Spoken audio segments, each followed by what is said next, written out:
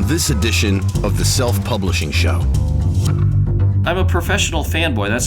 That's why I did so well with my Star Wars books. And this isn't like some contract job that I got. It's you're letting me play with the Star Wars characters.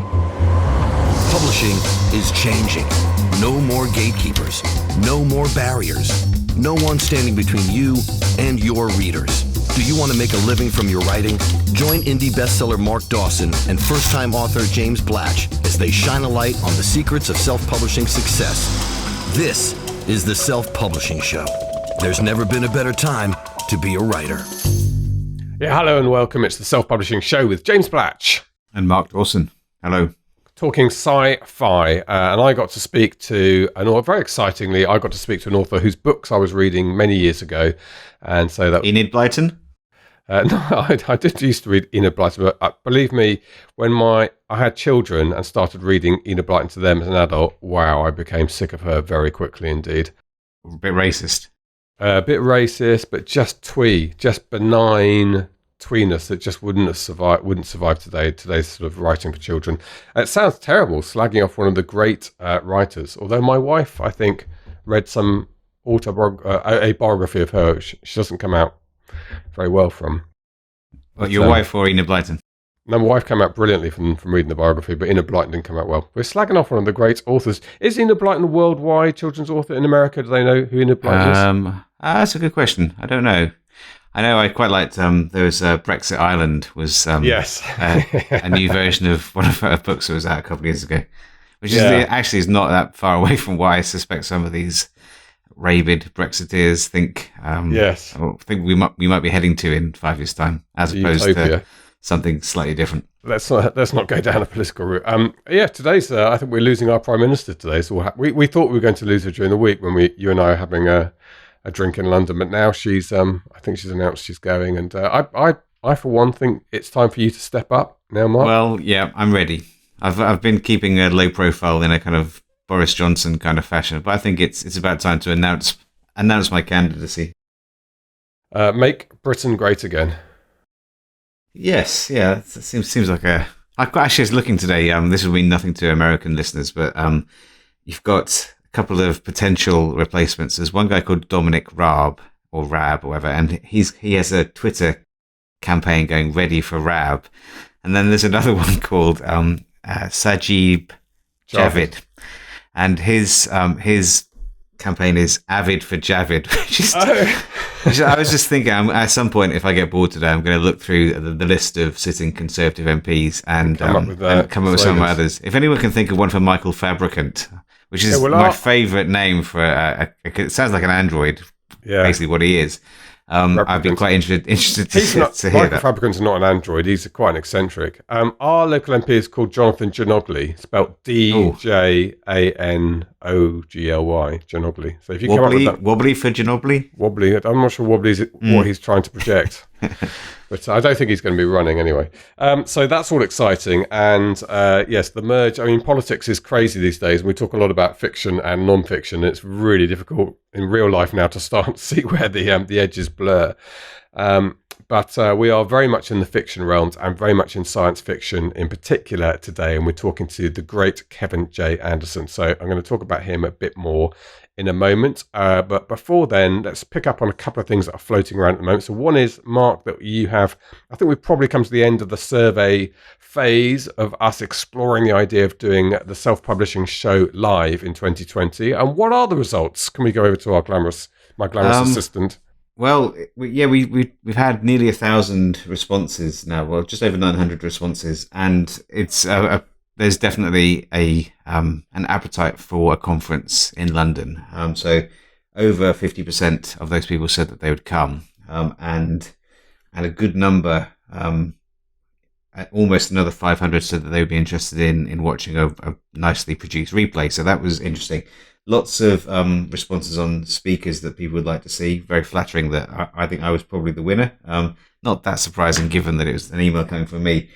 Tom Hanks, Jeff Bezos, Seth Godin would be a good one. Donald Trump, maybe a little bit tricky.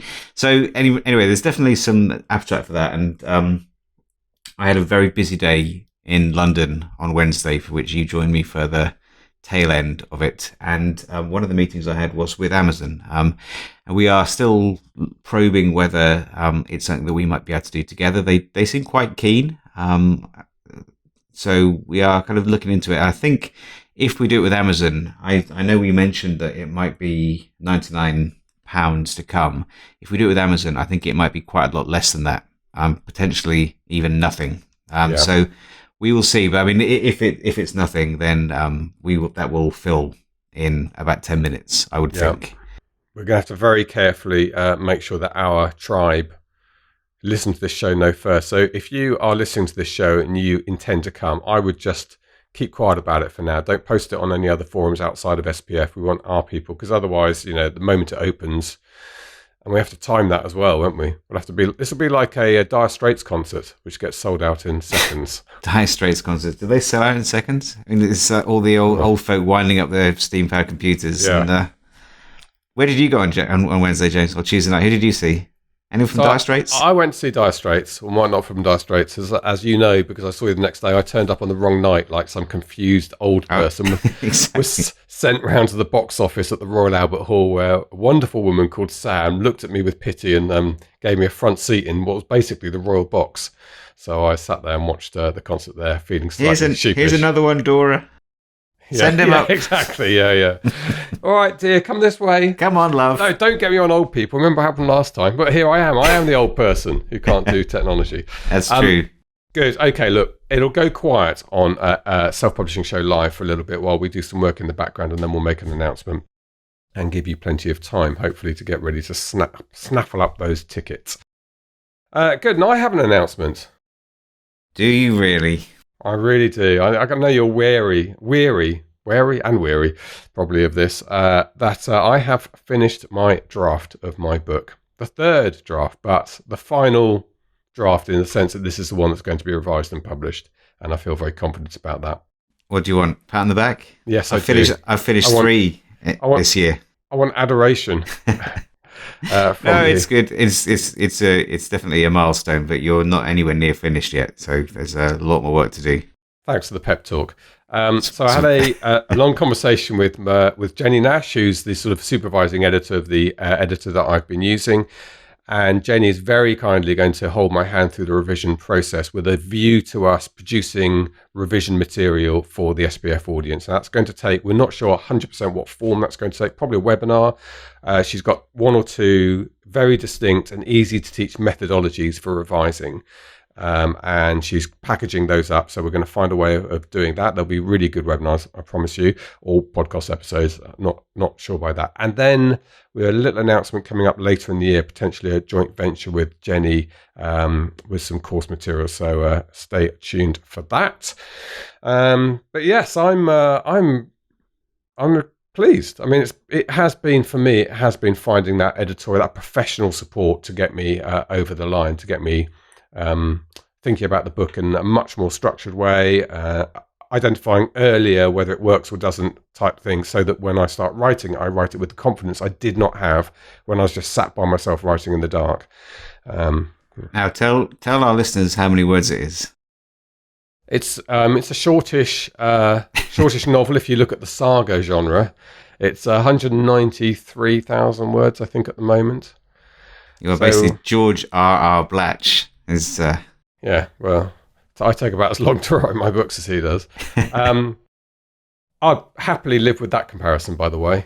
Yes. Have you got any dragons in kind of dogfights with dragons? There might be. I think there's one mention of a dragon rapide, which is a beautiful 1930s, very early airliner, which was my own father's very first experience of flying. He did a flight round the Isle of Wight in a dragon rapide, obviously, as a young boy getting his eye in for flying. Yes, and I've given it to my neighbour to read. It's been read by somebody who reads a lot of Ken Follett and stuff like that, so I'm getting some feedback from him. It's all feels like it's happening now, and I'm into the revision process. This week I have been polishing the first 30. Now I've got a question for you. I was going to post this in the group, actually, see if anyone knows the answer. How long is the look inside element? How do they calculate how much they put in the look inside? I can't remember that exactly. I think it's a percentage, so which is probably capped. I don't know that that's. I don't basically, I don't know the answer to that one. I'd have to look that up. Okay. I have a feeling it's a certain percentage of the book, so you'll need to. I wouldn't obsess about that. It's not something. Just Jenny make wants sure to see effectively what would be the look inside as her first read of the actual words. We're also going through structure at the moment, but so that's about 39 pages is my first sort of chapter. But then my book is quite long, so I don't know. Okay. That's a little question for you. So, yes, I'm enjoying the revision. I don't know how you get on with it, but it just seems easier for me to have something you're working on than to have a blank page in front of you where you're creating it. It's my favourite part of the process. So, I mean, I'm doing it just about finishing off the new Beatrix Rose book, and so it's been copy edited. It was proofread last night. My beta readers have been through it, and I've still got a few filtering through that I'm still looking at and taking those into account. My favourite one, and this is it's quite funny. I have a scene or quite a few scenes set in Hong Kong in this book, and one of the characters is the deputy chief of station in the CIA's consulate general in Hong Kong, and one of my beta readers used to run that office in Hong Kong. So, and he's also pernickety would probably be the right word. He's very thorough, and he doesn't like when I get things wrong. So obviously I've given him an absolute banquet this time. So he's gone through it and said, no, there wouldn't be a vending machine there. There wasn't a vending machine there because that's bad for operational security. Fair point. You'd have to go down to there's not a waiting room there, and of course that means nothing. Most readers were like, I don't care. It's completely irrelevant. Yeah. I kind of do care to an extent. I have to be. It's one of the things you'll discover when you start getting into it is you'll get people picking up small details that, in an ideal world, you would probably change, but you have to balance the effort of making those changes with the benefit that will accrue to the reader when they're reading it. And if it's like most readers would be like, I have no idea. I wouldn't even know the answer to that question. I wouldn't know that was wrong. It's probably best in terms of how much time it takes just to kind of skim over those other things. I had a scene about getting a passport for a character, basically getting one without going through official channels. And my reader was like, he was almost angry with me. So that would not happen. You have to fill out these forms, and I'm like, well, I don't actually believe you. I think if you probably CIA or MI6, if they need to produce a passport and documents, I'm pretty sure you could that could be found. But anyway, he was he's very helpful, and it's just in the same way an editor that I sent over to you some while ago is extremely brusque. Well-meaning, but it doesn't pull punches. And this guy is just the same. So, I'm very grateful for the work he's done. He's gone into loads and loads of detail, which is very generous of him. He doesn't. I don't think he's bothered particularly about offending my sensibilities, which is quite lucky because I've got thick skin now. But it's a 5 years ago, different. It's a judgment call, isn't it, about whether it's something that a very small number of people would notice. Yeah, and I already know the kind of audience my book might get, which is sort of former RAF people. They are going to be all over a lot. They will, areas, yeah.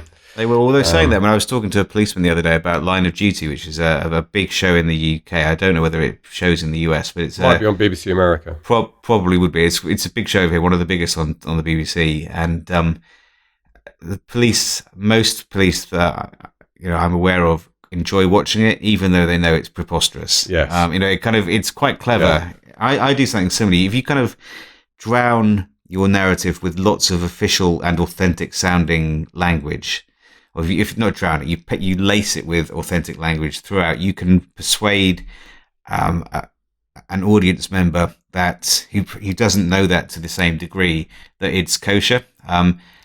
And you can get away with more that way. You're kind of distracting. Now, of course, a police officer who lives and breathes this stuff would be like, there is no such thing as that. This would never happen. That procedure would get you sacked. All of that kind of stuff.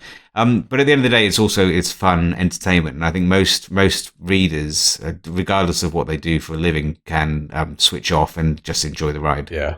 And I think that's the key, isn't it? And you need to make that call. I think I've mentioned this before about Silent Witness, which is another big UK sort of crime drama series, and it's based around the forensic pathologist. And I used to work as a BBC reporter, and the forensic pathologist, very learned guy around here called Dr. Nat Carey, very studious guy, and he would turn up at these grisly scenes and spend a couple of days there, or maybe probably a day, and go off again. And then you wouldn't hear anything from him. And then he turned up in court and he presented his stuff in such a brilliantly sort of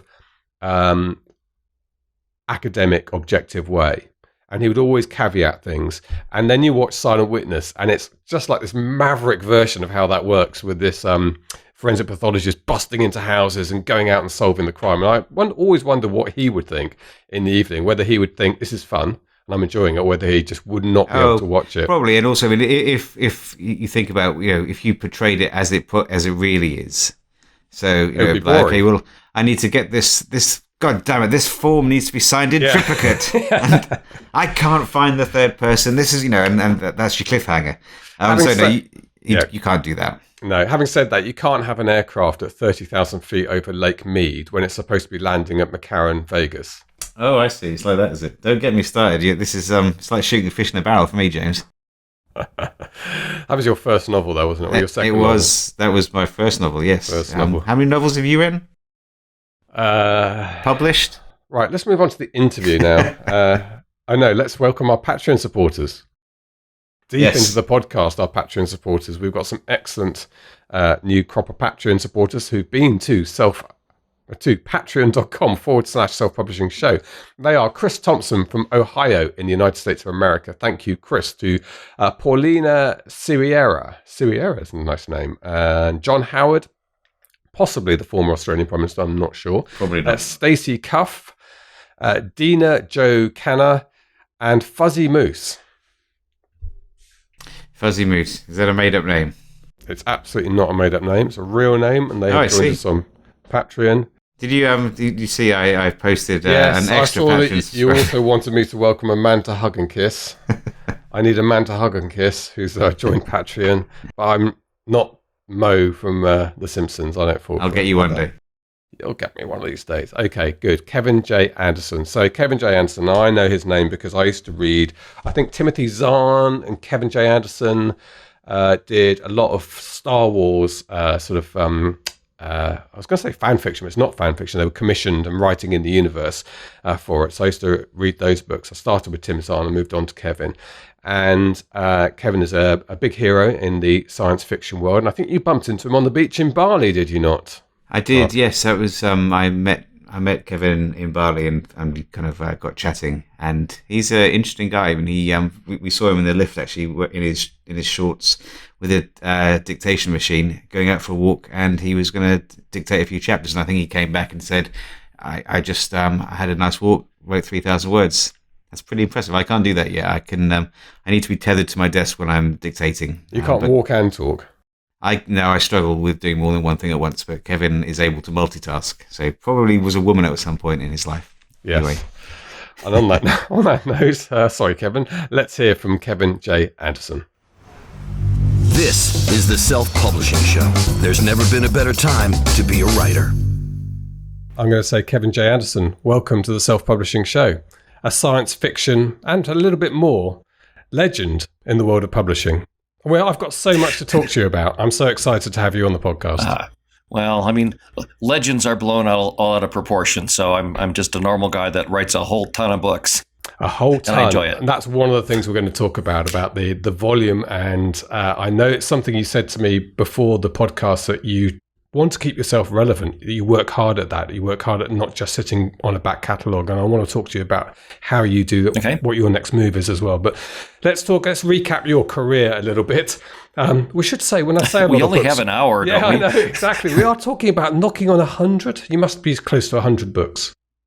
Oh, no, I'm at 160. Oh, you are? I did 11 last year alone, but a lot of them was our story collection. Now, I come from a time when you were vilified if you did more than one book a year because you were a hack. You couldn't possibly be putting in the time, and that, of course, it's ridiculous. And now there are many of these indie authors that just blow me out of the water, and I go, man, I thought 5 books a year was rocking it, and you guys are doing 18 books in 12 months. I mean, not everybody, of course, but one of the other big things is that I got trained to what people wanted when I was writing things was they wanted these giant 200,000 word doorstop novels. And it's completely shifted now. It's gone back to faster, shorter books. But anyway, I'm getting ahead of the whole discussion here. We barely even started, and I'm off and running. So let's talk about your start, Kevin. Where did writing start for you? When I was 5 years old and I saw the film The War of the Worlds, and I thought, I want to write stuff like that. And it's really, really sad because I'm 5 years old and I don't know how to write yet. So I drew pictures and I would tell stories. And from that point on, this isn't a new thing for me. I've wanted to be a writer since I was 5. And I bought my first typewriter when I was 10. Typewriters, people might not know what that is. It's kind of like a laptop that when the power goes out. But I published my first story in a magazine when I was 12 years old, I think, 13 years old, and my first novel when I was 25, and I am now 56, and I've published 160 novels, and I have 23 million copies in print in 30 languages, and I run my own publishing house, and quite literally just Friday I was approved, and I am the professor and director of an entire program for a Master of Arts degree, a graduate degree in publishing at a Colorado university. So because I had so much free time Well, I was going to ask, where do you find the time? I did notice that that university edition you posted the other day. Where do you find the time, Kevin?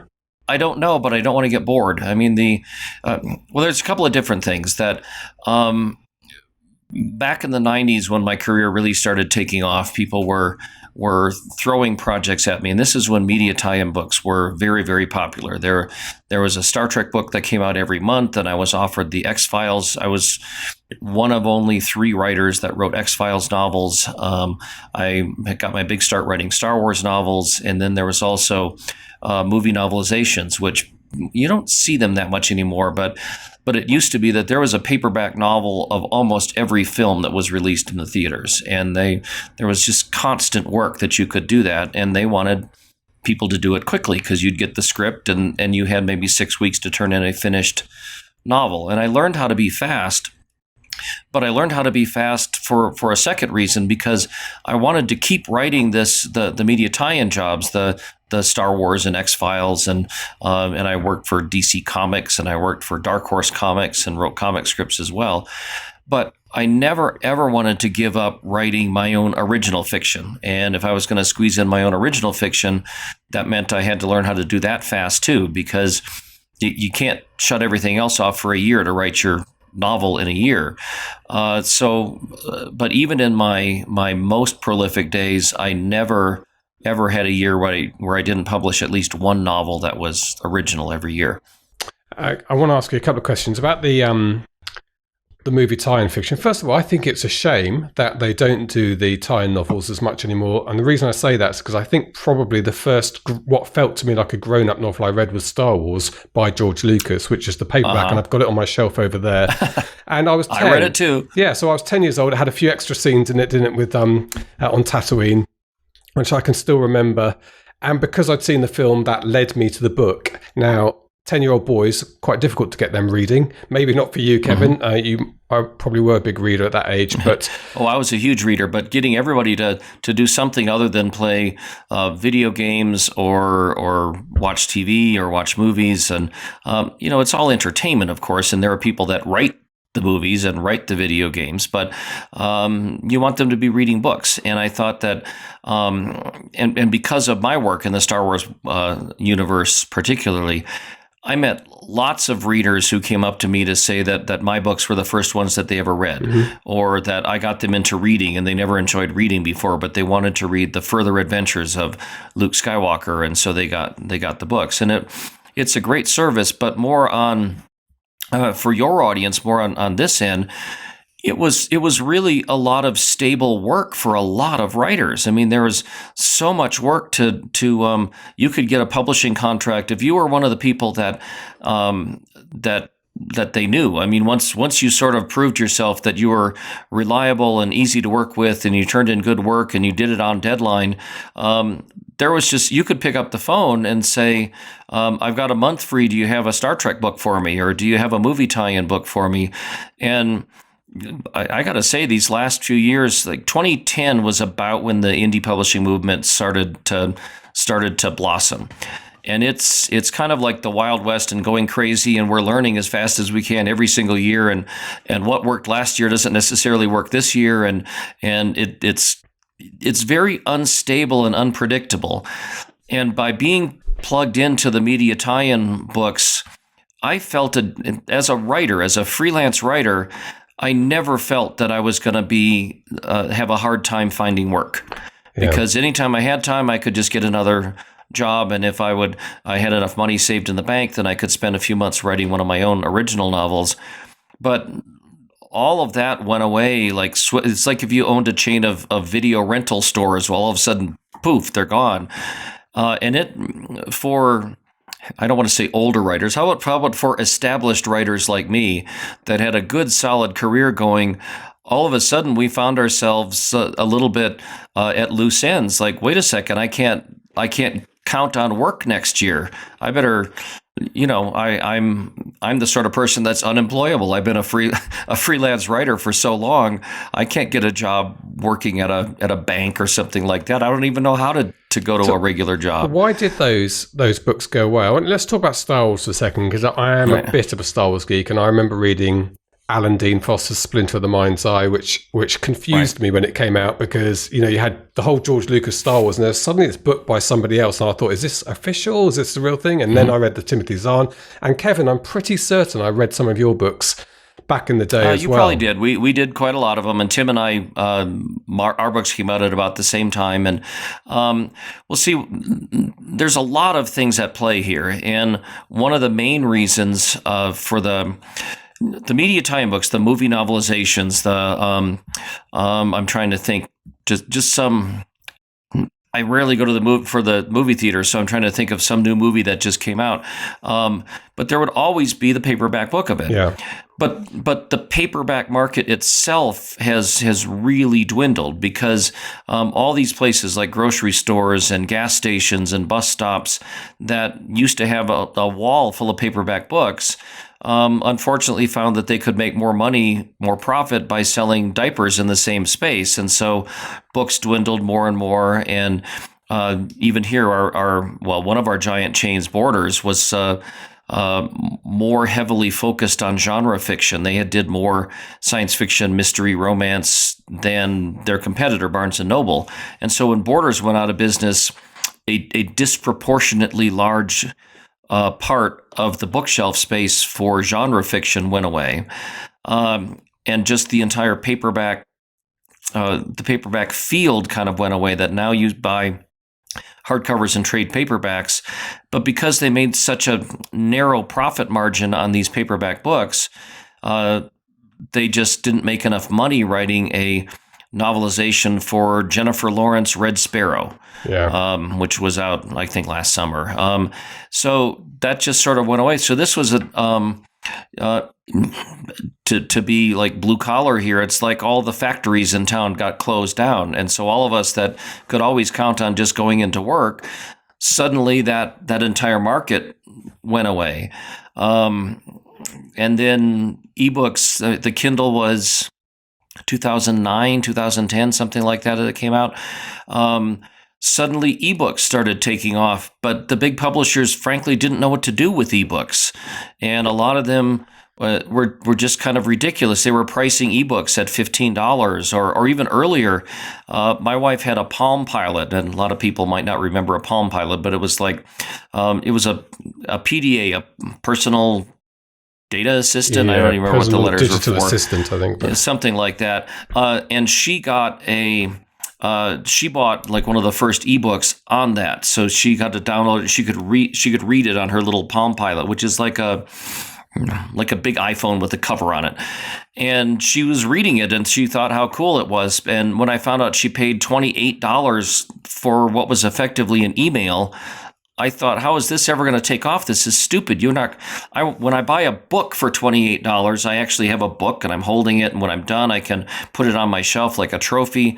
If I'm going to do an ebook, it's more of a disposable thing. I want to read it and not look at it again. But if I have to pay $28 for it, well, I'm not going to do that. I'm going to buy the print book. I think they're still doing that, aren't they? I mean, I noticed the other day I bought a military history book, and it's one of these big ones, and it was like 15 quid for the book and 17 quid for the ebook. And that makes no sense. Confused, and I can only imagine they're trying to keep their physical book going by overpricing the ebooks. I don't know. I mean, that doesn't make any sense to me, because it's a different person who buys the big heavy thing and the person who puts it on their iPhone or their Kindle or whatever. But the flip side of that is, because the traditional publishers charged too much for their ebooks, then when indie writers came in and charged vastly less, $2, $3, whatever that they would charge, a lot of readers would go, I can buy 7 indie books for the price of one traditionally published book. And some of them might be garbage, but if you're a reader that just goes through a book a week or 2 books a week, who can afford $20 or $30 or whatever for an ebook? So that's one of the ways that indie authors just jumped in and gobbled up the readers, because they were offering a good story for a lower price, and they could do it quickly. Yeah.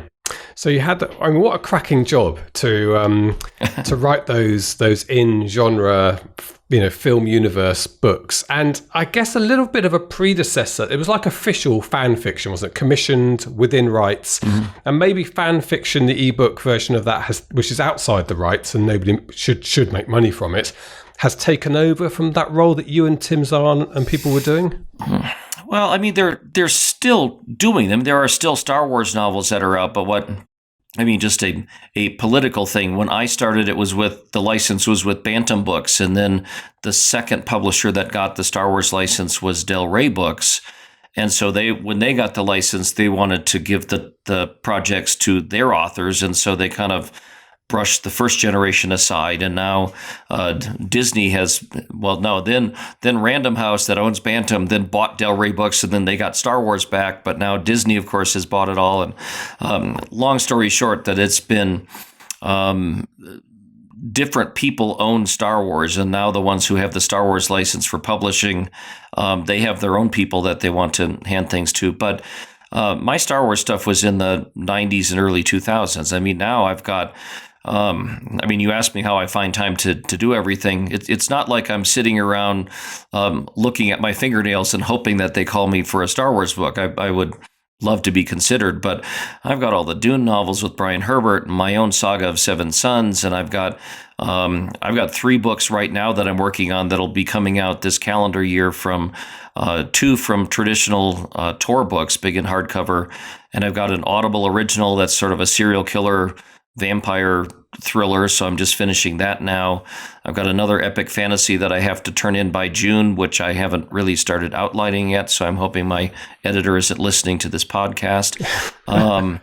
Plus, we at Wordfire Press, we publish about 5 books a month, and anytime I have something, right now I've had 3 military science fiction novellas that I've published at various times, and so now I'm collecting those 3 novellas, which is just enough to make one single book that I have very cleverly titled 3 Military SF Novellas, which I'm putting together right now. They've all been proofed, and I will I'll take the electronic files, I'll run them through Vellum, and I'll create the omnibus ebook, and we're going to do a print edition of it, because now it's long enough to do a print edition, whereas you don't do that with a 15,000 word novella. And I'm getting the cover designed. We're publishing Alan Dean Foster's new book. Since you just mentioned his name, we're publishing a new book by Alan Dean Foster, and I'm the art director, so I'm designing his cover, and I sent him a draft over the weekend, and Alan wrote me this morning to say that the character needs to be changed in this way and different outfits. So now I got to go back and work with the artist, and in my spare time. Yeah. And so it's so varied, your writing, and I'm wondering what the common thread is. You write with a lot of other people, as you said, Kevin. You have your own series as well, and I'm just looking through your back catalogue. I can't get anything like all of your back catalogue on the screen here, but what is there a common thread to a story you write? Is there a common theme somewhere, or do you enjoy the variety and you throw something out there each time? I enjoy the variety, but the common thread to me is that they're good stories. And I read widely. I would read science fiction and fantasy and mysteries and historicals. And so to me, they were all just good stories and good books. And there's a different mindset between writing big space opera science fiction or writing epic historical fantasy or writing a modern day thriller.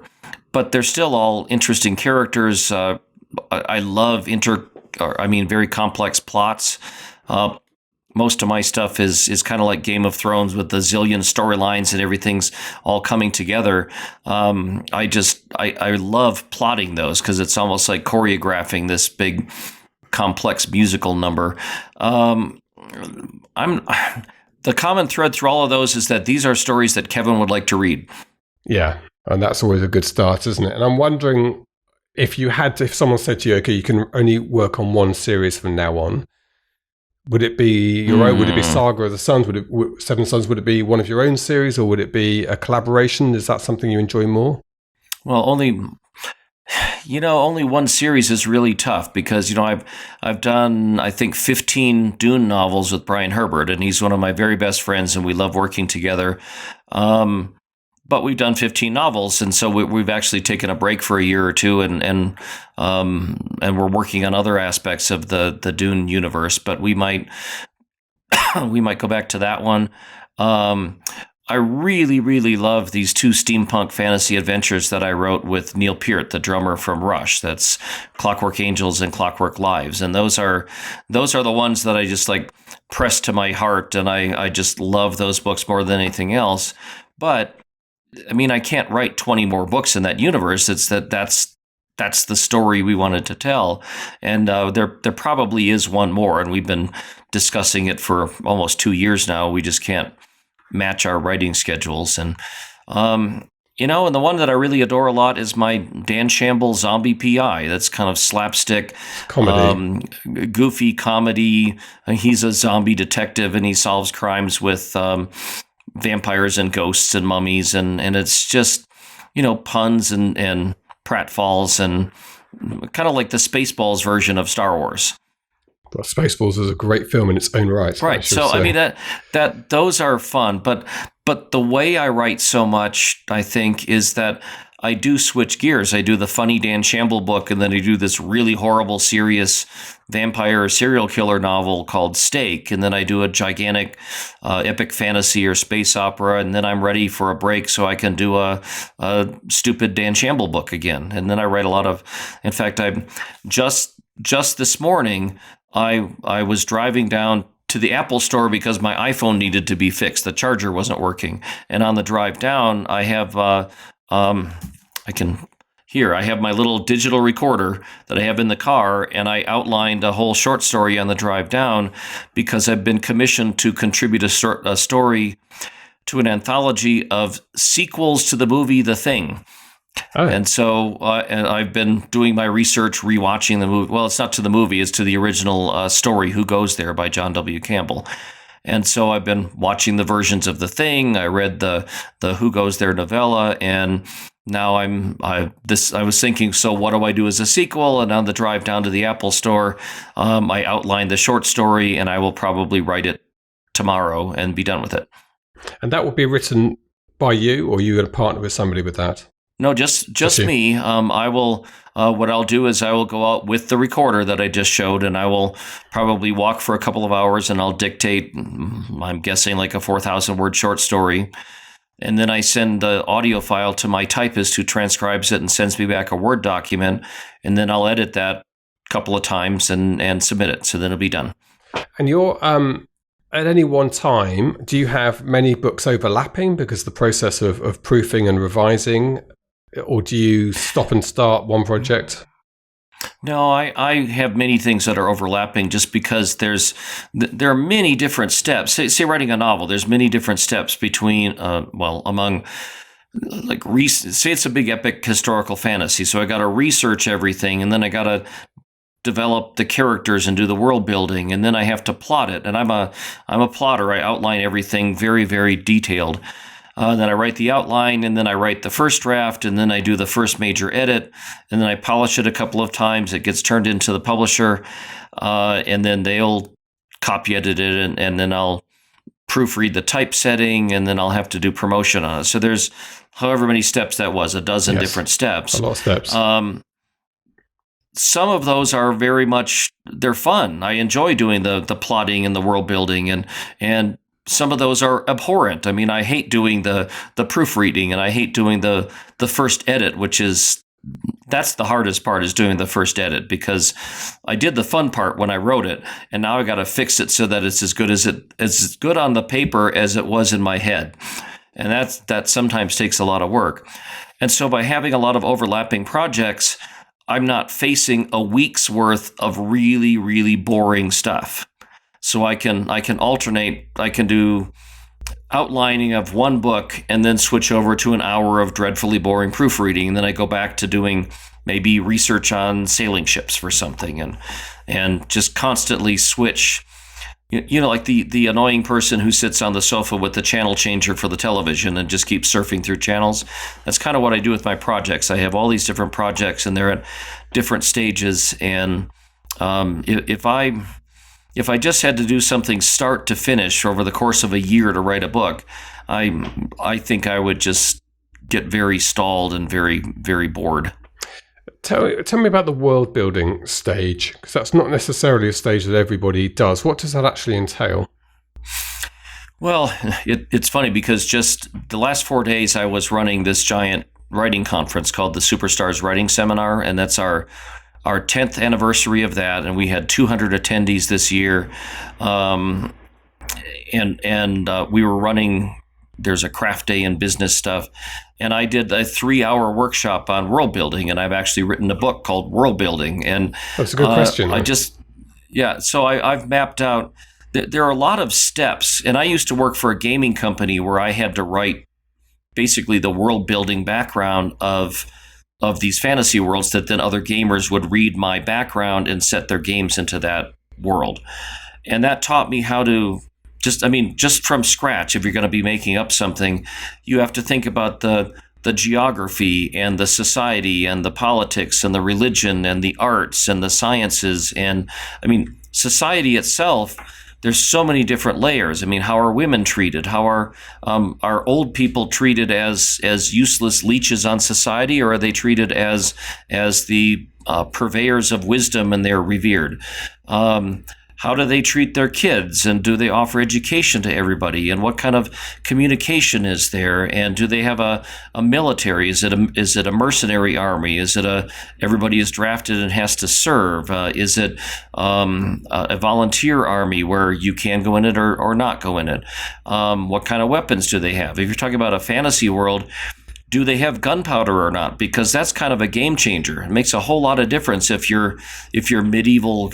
If Game of Thrones, if suddenly somebody invented gunpowder and they had cannons, that would change the entire world. What kind of climate do they have? Because climate has a real effect throughout everything. That if you're in a hot and humid place with bugs, you dress differently. Your clothes are different from if you were an Aboriginal up in the northern, near the North Pole or Alaska or something like that, because they have furs and they cover themselves up and they got to stay warm, where that's not your problem at all. If you're in tropical island Bali, where all you got to do is dunk in the ocean because it's so hot all the time. The Eskimos have 20 different words for snow because that's part of their life. And I think the nomadic desert tribes in the Sahara have dozens of words for different kinds of sand and wind and drifts. And you just start asking these questions and filling in the blanks and describing them. And that really builds your world. And when building the world, it gives you story ideas. Like if I start asking and answering these questions about a nomadic desert culture, it starts to lead to, well, then what character can I use to demonstrate this aspect of it, or it might spark an idea for a storyline. I guess it's also important for consistency if you're going to write a series. And from you've mentioned Game of Thrones a couple of times. Famously, George R.R. Martin does sometimes become a bit confused about his own world he's created. But if you've done the world building stage, yeah. Well, and the Saga of Seven Sons. It was 7 novels, and then I did a prequel, and then I did a connecting book, and then I did a follow-up trilogy, and then I did a graphic novel, and that's a big universe that I've developed, and I may well like to go back and do some other stories in there. But I was terrible. I should have been much more obsessive about keeping a journal or a Bible that every time I would introduce something that I would fill it out. And by the time I realized I needed something like that, the job was just too enormous for me to even tackle. And so, if somebody comes up with a terrible contradiction, then what you say, aha, I'm glad you caught that. That's an answer that'll appear in a later book. Yeah. And then you figure out some way to write a story that explains it. So, and do you recommend this as a technique for people who are not writing fantasy? So even if they're set in either today or maybe a period, 60s or 70s or something, still a useful step to work out the universe that your particular characters live in?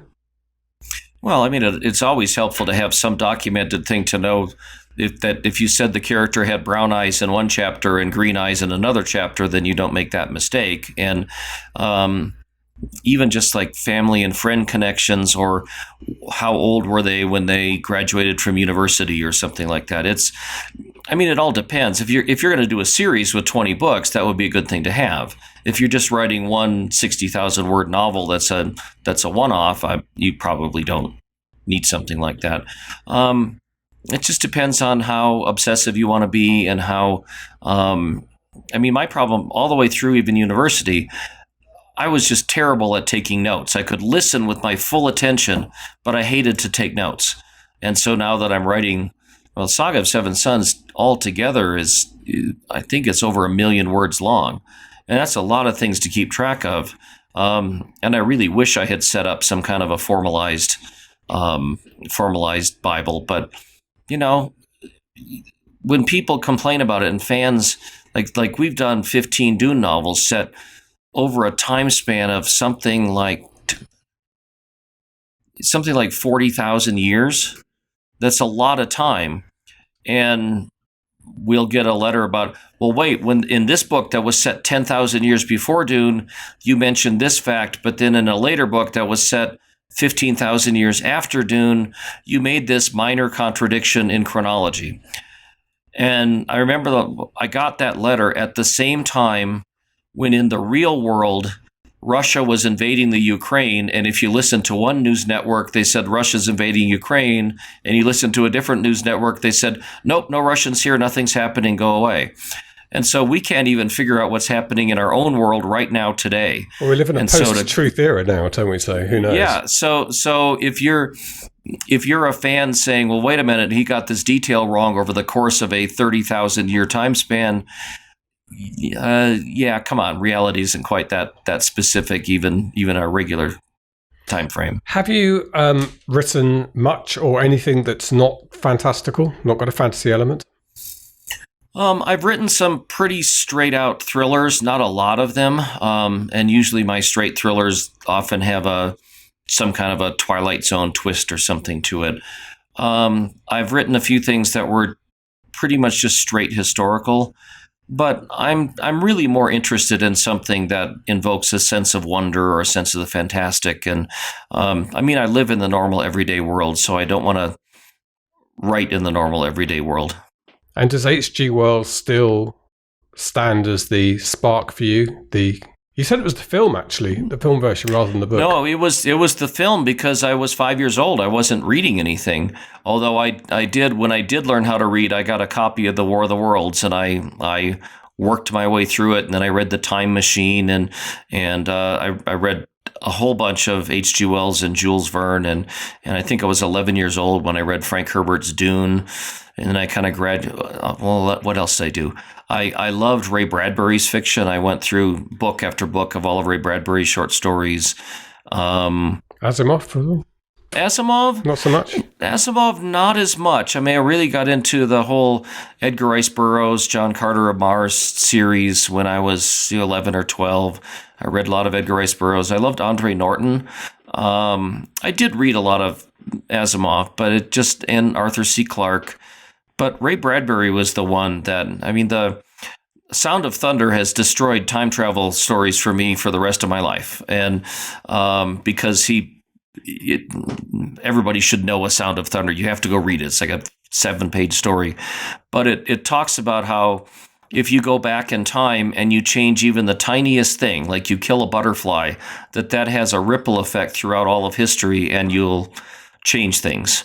And so now when I watch a movie or something where our modern day time travelers go back to ancient Rome and they interact with people and they kill people and they muck around, I'm going, you're totally changing history by doing that, because all of those characters, if you kill some guard in a Colosseum, well, then you've killed all future generations that this guy might have had, and it just keeps cascading outward. And read the story. Ray Bradbury explains it a whole lot better than I ever could. I mean, that's a concept that's brilliantly done as well. In fact, I've just watched an episode of The Orville, which is a Seth MacFarlane. Oh, I love that. And I love, and it's exactly that. I think they have a very the second in command has a very brief interaction with a young girl, and this planet which grows. I think it grows 700 years every 11 days, and you see in hundreds of generations the dramatic impact on the planet that one interaction had, and that's obviously inspired by this the butterfly effect. Anyway, here we are. We're anoracking a little bit about science fiction, and let's move on a little bit to the writing process. And you've hinted at this already, that you do dictation. So is that for everything, or do you sit down at a keyboard quite often as well? I've pretty much trained myself to do almost all of my original writing by dictating. I'm a natural storyteller, and that's how I like to express myself. That's how I like to get the ideas down. I spend enough time at the keyboard doing editing and staring at the words that way. And we talked before we started recording. I live in Colorado, right in the heart of the Rocky Mountains, and I'm within easy driving distance of thousands of miles of trails through the mountains and waterfalls and deep forests and canyons, and I love to hike. I love being outside, and so by taking a day, I can go off to Rocky Mountain National Park and hike all day long, and I will get 10,000 words dictated. And to me, that's just the best writing office in the world, and it keeps me exercised and in shape, and I. Just writing while you're out in the middle of the forest and hearing the wind and smelling the leaves and watching the rushing water and just it's all it like recharges my creative batteries, and I can add more details to what I'm writing. I've written quite a few chapters in my Dune novels while hiking in Death Valley, which is a very bleak, beautiful but bleak and hot desert out here in the southwestern United States. I really think that just by being outside, I write better. And then, of course, I'm chained to the keyboard to do emails and interviews and podcasts. I'm not really chained, but I'm sitting here.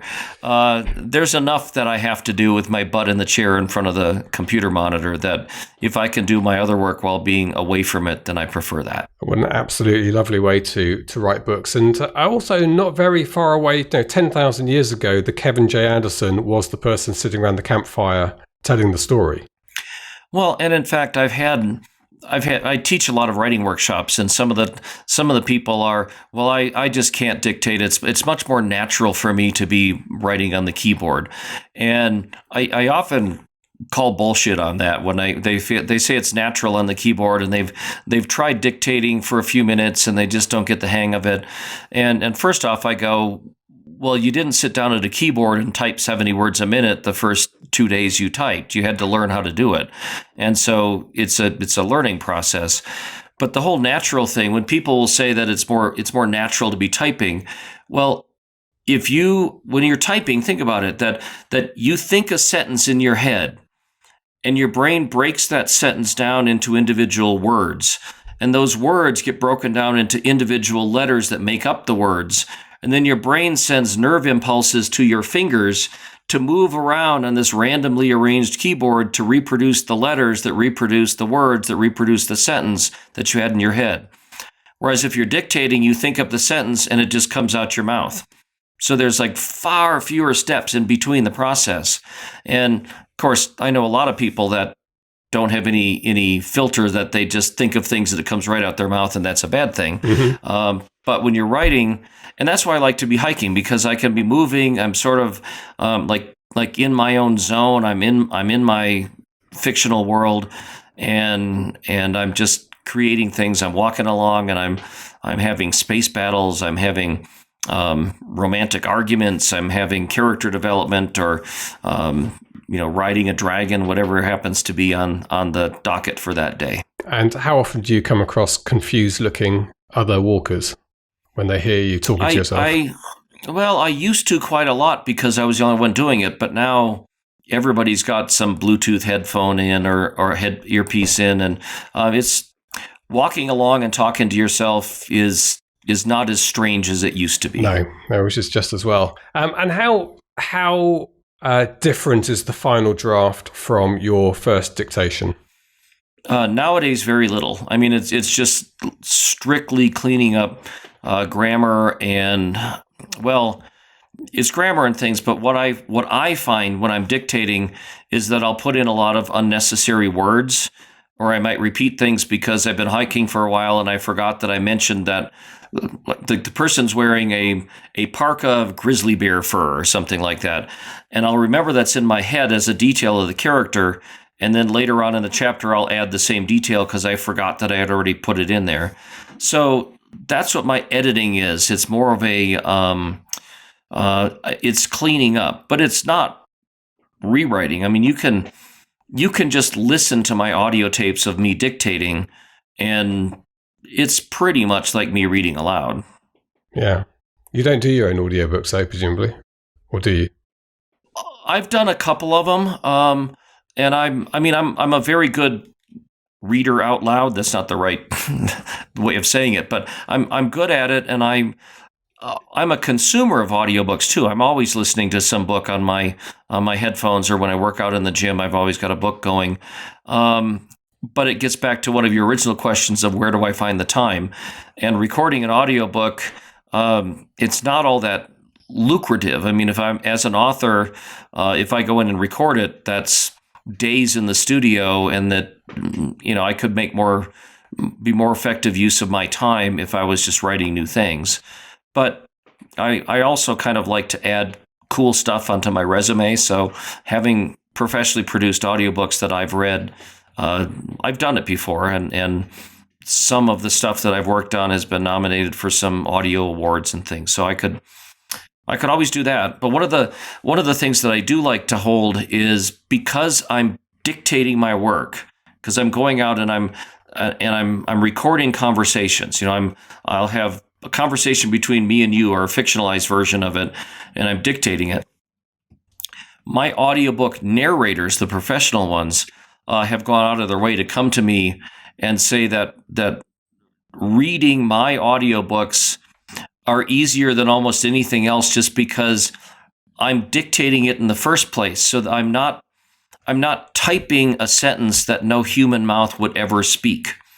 I mean, the words that I'm saying in a sentence are naturally words that a person could say. And one of my narrators showed me an example. It was a military thriller or something, and the alliteration, there were like 7 words with the letter S in a row that was extremely difficult to narrate. But of course, reading it on the page, you don't notice anything like that. And I've been complimented that my prose is very easy to read aloud, just because I'm dictating it in the first place. Let's just talk about the commercial operation then, Kevin, because you run your writing as a career, as a business. You've got a publishing house, as you say. So in terms of your how you approach that, do you look at targets for the year that you're going to do? Are you turning over what you want to do? Are you looking to increase, expand? Well, it's almost more reactive than proactive, because I'm a hybrid author. I still get a lot of traditional publishing contracts, and that changes every year. I mean, some year I might get 3 really big contracts, and the next year I won't get any. So then I have to pump up my indie publishing. It gets bigger. I mean, the promotion gets harder. The social media work gets more exhausting. I mean, I've got a newsletter. I've got a Facebook page. I've got a Twitter feed. I've got a blog. I don't think I've updated in a month or two. There's just so much. I do a lot of public speaking. I do podcasts like this. So it's like a full-time job just trying to make people aware of the work that I'm doing, the books that I've got coming out. Part of me is old-fashioned, would like to just spend my time writing. But if that's all I do, then nobody will know about the books that I write, and nobody will read them, so then I don't get to spend my time writing anymore. The publishing operation pretty much started in 2010 when I started reissuing my own books, because I had a lot of backlist titles that the fans wanted. And this was very early, like Gold Rush days for putting your own books up on Kindle. And a lot of people had Kindles, but they didn't have enough. A lot of people had Kindles, but there weren't that many titles out there. And so I put some of my old books up there, and wow, within 6 months to a year, they made me back as much money in ebook royalties as I got paid for them as paperback originals in the first place. No, that's not that big of a deal because they didn't get paid much for them in the first place. So with these books, you had inherited the copyright. You'd got the copyright back? Well, they were my own. Like my first novel had been out of print for 10 years. Right. And people would find them in used bookstores and things. But when my first novel came out, it was my first novel. Nobody knew who I was. But now I've got, millions of fans and Star Wars followers and X-Files fans, and then my own Saga of Seven Sons readers or the Clockwork Angels readers. And they would go back and they'd look up my list of published works and they go, man, I would like to read Kevin's first novel, Resurrection Inc., but I can't find it anywhere. And so I could put it up and I could tap into my newsletter has more subscribers than my first novel sold. So I'm reissuing my own book and I send it out to my newsletter, and you get a bunch of those to pick up a copy because they've been wanting it and they didn't know where to go with it. And so we kind of became converts right away. We started publishing as many of my titles as we could. And because I've been a traditional author for a long time, I have a lot of traditional author friends, and they were also wanting to get on the ebook bandwagon because they saw other people being successful at it, and they all had books on their backlist, but they didn't want to learn how to do it. So they just offered me their books. I got a bunch of Frank Herbert books. I got a bunch of Jody Lynn Nye and Alan Dean Foster and Mike Resnick and Robert Lynn Aspirin, and people that these are friends that I had as authors that had a lot of books, and they just wanted to have them reissued. So my publishing house accidentally expanded that way because everybody started giving me books. And again, this was kind of Gold Rush days. You put the books up and they would sell. And we had a lot of books, so even if they didn't make that much money, I had a lot of books that made a little bit of money, so that started adding up. And then people started sending me original books, and they were ebooks at first, and then we learned how to do print-on-demand books, and this year we're expanding fairly heavily into doing hardcover editions of everything just because they look cool. The writers want to have a hardcover of their books, and it's not that much extra work once you learn how to do it. The hard part, which my wife tries to kill me for twice a year, is doing the royalty statements and digesting all of the money. Because as an indie author, if you're just doing your own stuff, you can just cash the checks and put the money in your bank account. But when we have 94 different authors, and when you have to break up 320 some royalty statements among 94 different authors and keeping track of how much money this title earned for this author and then issuing all the checks, to me, that's far more complicated than plotting a 7-book space opera series. Do you employ people, Kevin? You have some assistants? We've got some assistants. The accountant is a contractor. We have a cover designer who's a contractor. We have I mean, I have an assistant. We have some people helping us with Amazon ads. I mean, there's so much more to do all the time that just trying to, of course, the more employees that I get, then that's the more employees that I have to manage. And then that takes up a bunch of time. So Yes. I don't know how I do it either. It's just all day, every day, but I love doing it. I mean, I don't want to grouse about it. I mean, I'm doing what I love. I'm writing stories. I'm publishing books. We at Wordfire Press, we published 4 never before published novels by Frank Herbert. And Frank Herbert, the author of Dune, he's one of my favorite authors in the world. And he passed away in, I think, 1986. But these are books that had never been published before by one of my favorite authors, and I'm publishing them. That's amazing, yeah. So, I mean, there are times where I just go, this is really cool. Yeah. And so I got to keep doing it. And I'm assuming, by the way, I should know this, that Brian Herbert is Frank's son or relation? Yeah, Brian Herbert is Frank's son, and he and Frank, father and son, they wrote Frank Herbert's last published novel is a collaboration with his son. And they were talking about doing more Dune novels together. Frank got pancreatic cancer, and he died fairly quickly after the diagnosis. So we had many notes from Dune novels, and we had an outline of the last one he wanted to do, and we've kind of built up our own spin-off novels about other periods in the history. And I mean, I'm a professional fanboy. That's why I did so well with my Star Wars books. And I mean, this isn't like some contract job that I got. It's you're letting me play with the Star Wars characters, or you mean I get to write X-Files episodes that are in paperback form, or I got to write Batman and Superman, and I got to work with the drummer from Rush, which is one of my very favorite bands ever, and I did the movie novelization for the movie called Sky Captain and the World of Tomorrow, which was this charming pulp adventure, robots taking over Manhattan and an evil scientist on a deserted island. And I saw the movie trailer for it when the publisher approached me and said, "Kevin, would you like to write this novel?" And they showed me the movie trailer, and I just went nuts. This is everything perfectly up my alley.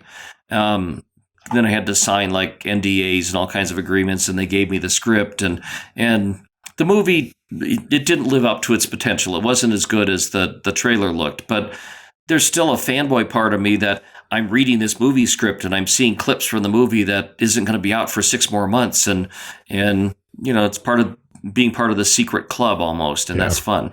That's fantastic. And your position now is getting traditional deals and self-publishing. What do you prefer? I mean, commercially, is self-publishing more lucrative for you, or do you, because of your name, do you get good profitable deals from the industry? Yeah. Well, I mean, it literally depends on what the deal is, and it's a roller coaster every single year. I mean, I might get a really big contract one year, and then I won't get anything for several years. Look, I'll be honest. If I had my choice, I like traditional publishing. My favorite is they give you $1 million advance and you write the book and hand it in and you don't do anything else. That, to me, that's the best way of doing it. But that just doesn't happen anymore.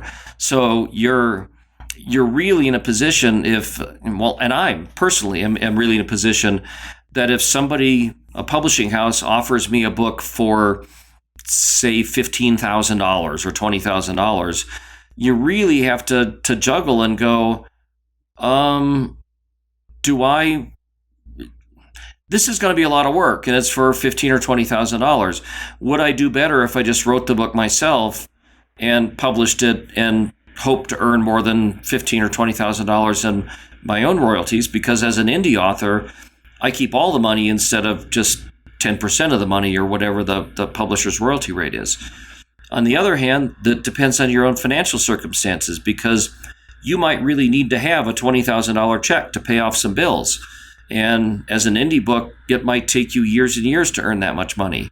So you got to really look at your own situation, and you got to pay attention to traditional publishing and bookselling, because it changes. I mean, I'm not going to predict, I'm not being doom and gloom, but there's a lot of grumblings over here in the U.S. that, Barnes & Noble, our only remaining gigantic nationwide bookstore chain, they may be in financial trouble. I don't know. I haven't looked at their statements that are coming out sometime soon.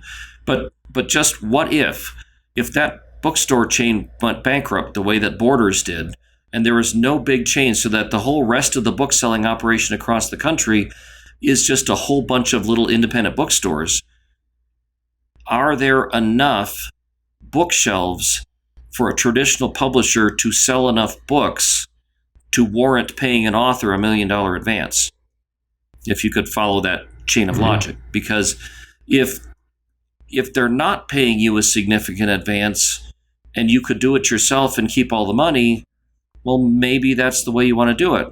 But on the other hand, and this is what I often spend time talking to my vehement and vocal indie authors, if I sell a book to Tor Books, which I often do, I just turn in the manuscript. They pay for the content editing, developmental editing. They pay for the copy editing. They pay for the proofing. They pay for the cover design. They pay for the printing. They pay for the fulfillment. They pay for the advertising and distribution. So that's the reason I only get 10% instead of 70%, because they do all that extra work. Now, you got to decide for yourself, is that better for me, or is being the person wearing all the hats better for me? And anybody who tells you there's a definite answer is crazy. You have to make up your own mind. I happen to like doing both. If it's a project that I feel is more appropriate for Wordfire Press, I'll publish it that way. If it's something that I feel I can get a significant enough advance for, and major review coverage and publicity and well, I don't like book signing tours, but maybe a book signing tour or something like that, then I might go traditional on it. And I mean, it's a decision that you have to make. And like at Wordfire Press, I spent the past year and a half putting together all of my published short fiction. Well, most of my published short fiction. Some of it was either lost or some of it didn't deserve to ever be republished again. But I just released a 4-volume collection of my selected short stories. So this is like 500,000 words of short stories in 4 different volumes. And Wordfire did that. I would never find, Random House would never do that collection. And I wanted to have control over it because these are my short stories, and I designed the covers and I did the layout myself. But I also have a big epic fantasy called Spine of the Dragon that comes out from Tor Books in June. It's a big fat doorstop with a gorgeous cover. In fact, it's up for pre-order on Amazon. So this Spine of the Dragon, because it's a great cover. I want you to look at the cover. I feel that they can do that better than I could ever do it at Wordfire. So you got to decide. There's no clear-cut answer. Yeah, that is a nice cover. Obviously, because I just rambled for 20 minutes, so there's no clear-cut answer. Yeah, no, but what comes out of that is that you are so well placed, Kevin, because you're right, there will be changes. It seems to me that the proper transformation in traditional publishing is being put off by the industry doing some clever manoeuvring, but they can't put it off forever. There's going to be an upheaval. And how well placed are you? You know, you're sitting there, you're agile, I think, is probably what the corporate business people say. You personify that agility, that ability just to chop and change and do it the best way without being stuck to some dogma. Well, and that's why I'm exhausted all the time, because being agile means but you know, I'll be grumpy. Like I said, I'm 56. I didn't want to have to relearn my industry every single year. I mean, I thought I should have it set, and I was really, really well set maybe 10 or 15 years ago.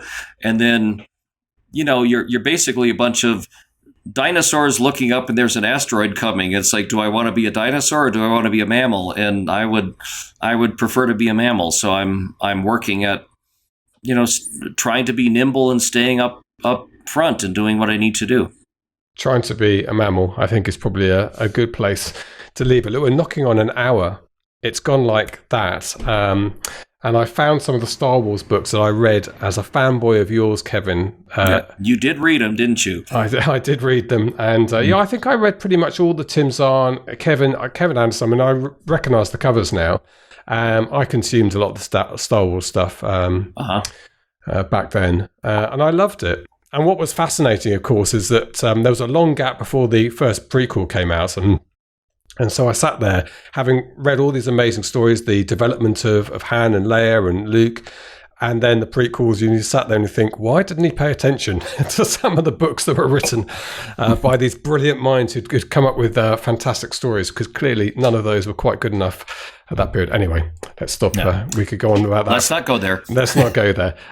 Kevin, it's been an absolute pleasure talking to you. I want to say thank you for coming on. I think maybe you bumped into Mark in Bali. Is that right? Yeah, that's probably why I'm here on the podcast, because we hung out together and there was a 20 books to 50K conference in Bali where you're flying halfway around the world to talk about things that, you're sitting in a tropical paradise talking about Amazon ads and Kindle Rocket and BookBub and keywords and sales rankings and Facebook ads. And Mark gave a talk and I gave a talk and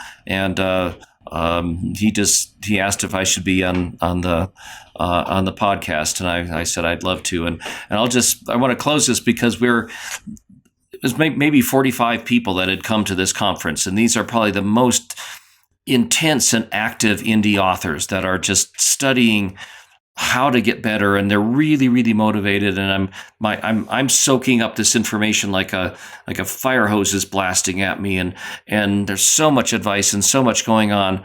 And the most important thing that I learned that entire conference came from the towel guy at the pool, and he's an Indonesian gentleman, and he's there handing out towels to everybody who comes along. And again, this is after days and days of intensive indie marketing and indie publishing, and I had seen him every day, and I go up to him and he hands me a towel and he's just beaming and smiling. And I kind of joked at him. I said, "Oh, look at you, you're smiling again."